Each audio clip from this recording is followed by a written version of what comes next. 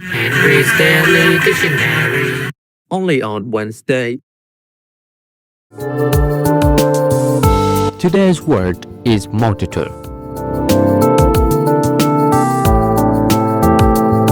Multitude is a noun, which means a very large number of people or things, a crowd, the masses. It is an abstract noun, which means it expresses an idea of great number rather than a physical object. For example, a multitude of reasons exist. It is a countable noun because it can take a or a multitude, the multitude, and has a plural form, multitudes. For example, a multitude of people gathered outside. Multitudes of fans cheered loudly. It's a collective noun because it refers to a group of people or things as a whole. For example, the multitude was cheering. When it refers directly to a visible crowd of people, it can be treated as a concrete noun. For example, the multitude filled the stadium. Multitude itself does not have a direct verb form, but the related one is multiply. Multiply can be an intransitive or intransitive verb depending on the context. It means to increase greatly in number or amount. If it's used as intransitive verb, then here is the example. Social media can multiply ideas very quickly. The object here is ideas. However, if it is used as a transitive verb, then this is the example. This problem seems to multiply overnight. There is no object after multiply. Multitudinous. It means existing in great numbers, many and varied. It is derived from the noun multitude by adding the adjective forming suffix "inus." For example, she faced multitudinous challenges in her career. The city offers multitudinous opportunities for young people. Multitudinously is an adverb, which means in great numbers, in a way that shows abundance. For example, fans gathered multitudinously outside the stadium. The flowers bloomed multitudinously in spring. There are other forms of multitude. The first one is multitudinal. It is a less common word, but is a real one. For example, the policy addresses the multitudinal concerns of the public. It concerns of the many, not necessarily varied concerns. Multitudinal and multitudinous are both adjectives that describe a large number of things. Multitudinous is also an adjective, but it has a slightly different meaning than multitudinal. It describes something that is very numerous or abundant. The second one is multitudinousness, which means the quality or state of being multitudinous, having a very large number or a great abundance. For example, the multitudinousness of stars in the desert sky amazed the travelers. Synonyms of multitude are abundance, host, mass, crowd, and profusion. The antonyms are scarcity, paucity, dirt, handful. The closest meaning of multitudinous are numerous, countless, abundant, teeming, copious, while its opposite meanings are scarce, few, sparse, meager. Some synonyms of multitudinously are abundantly, copiously, profusely, and plentifully, while its antonyms are sparingly, scarcely, and meagerly. It is recommended that we should use multitude or multitude of in formal writing, especially in essays to create an academic style. However, in everyday English, we should use many, a lot, lots of, because they sound more natural than the word multitude. Today's phrasal verb is get. Get up means to rise from bed or a sitting position.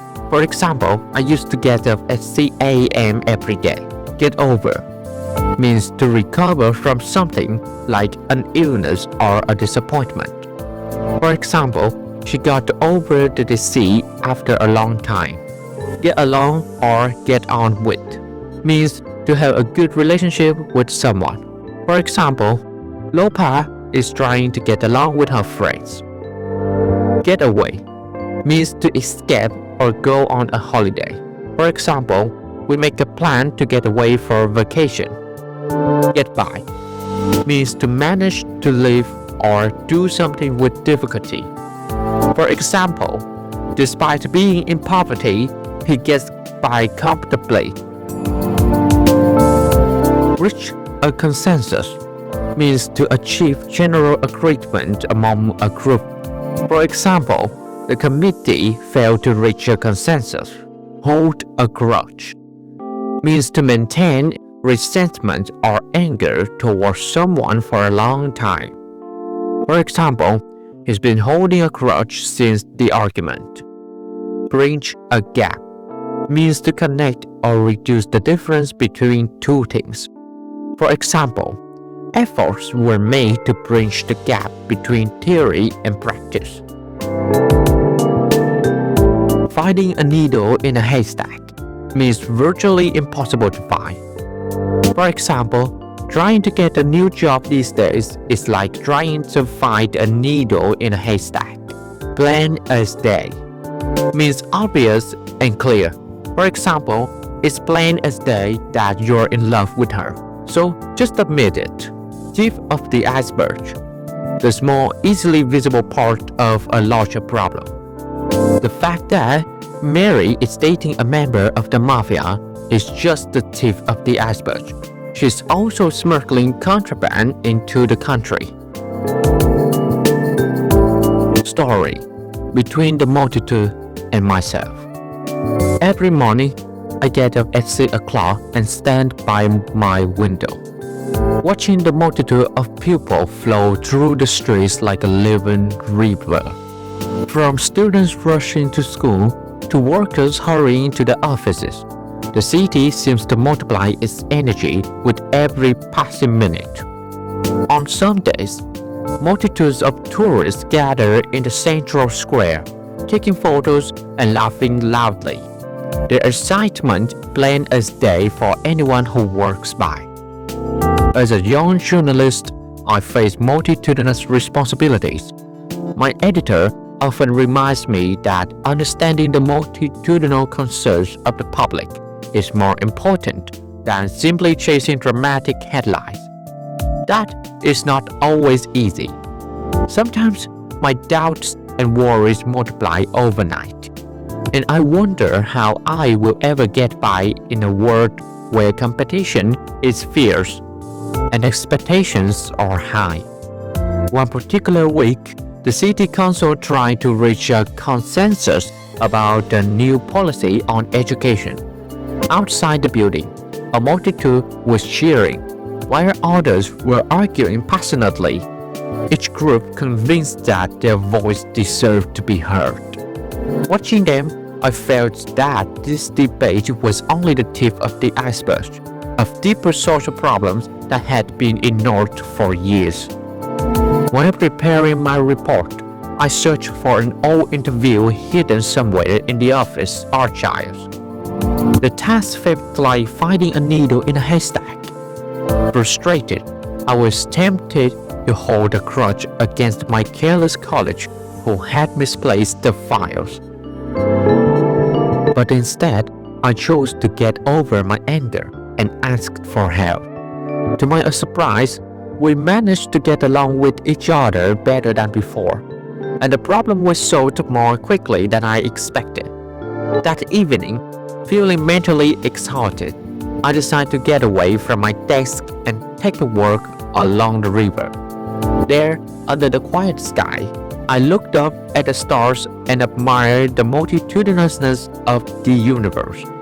In that peaceful moment, I realized how small my worries were compared to the vast world around me.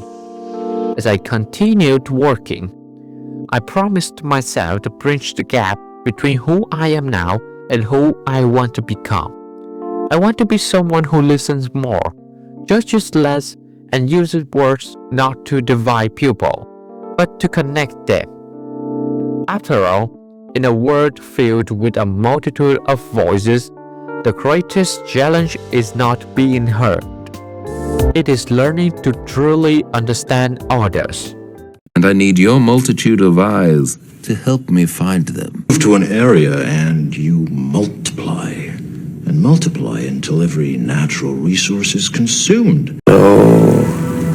This my hand, or rather the multitudinous seas in Carnadine. Still multitudinously murmuring of the ocean. Yeah, important for me to get up there and say I screwed up trying to protect you. Well, Travis, you have to get over that. I mean, she's blatantly trying to get on with Elvis. Could have at least tried to get along with my father. It's just that my lawyer told me what you're offering for spousal support, and I can't get by on I that. think we're grown up enough to reach a consensus. How long are you going to hold a grudge?